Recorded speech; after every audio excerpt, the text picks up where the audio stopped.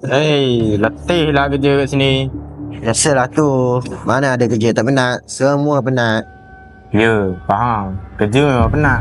Tapi cuba fikir, kita buat kerja sampai injek dengan nak kena hadap customer marah-marah lagi.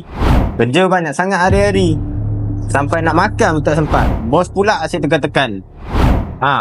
Kes hari tu, Yaya yang tak bagi tahu customer nak tukar minyak hitam. Aku yang kena marah dengan bos. Penat lah. Okey, macam ni. Hari tu masa kau interview dengan aku, kau cakap kau suka pasal motor, pasal repair motor. Habis kenapa macam ni? So ni kerja kau kan? Kena hadap lah. Aku kena jaga family lagi. Gaji dah lah tak padan dengan kerja aku. Kau tak apalah gaji kau besar. Tak adalah komplain. Kau ingat aku masuk sini, gaji terus tinggi ke? Aku pun dulu macam kau lah, posisi sama je macam kau.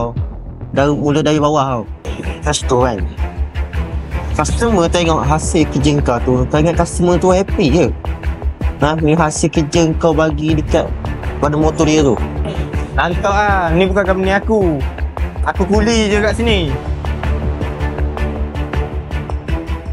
Semua. Okey, ini borang nanti isi dulu. Nanti pukul 5 hantar bagi saya dalam office. Okey? Pukul 5 Benda lagi ni. Kerja Kiki tak siap lagi. Nak kena buat benda ni pula. Isilah adik. Kau diam lah. Pasal kau lah aku kena marah itu hari.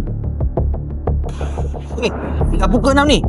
Adik seorang aja belum hantar itu borang bagi saya.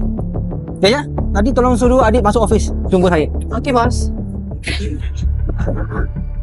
Kenapa panggil saya, bos? Mana you punya borang Borang? Penting ke? Hari ni saya busy, bos. Busy? Kenapa staff lain boleh isi? Harry manager pun dia boleh isi. Sebenarnya, awak punya masalah apa? Kalau bos nak tahu, saya tak happy kerja kat sini. Okey, adik. You cakap, saya dengar. Saya penat tahu, bos. Hari kena marah dengan customer. Gaji tak berbala dengan kerja saya. Orang lain yang buat salah, saya yang kena. Okey, macam ni. Saya tanya awak lah, adik. Where do you see yourself in 3 year times? Dalam masa 3 tahun, saya nak jadi service manager dekat sini.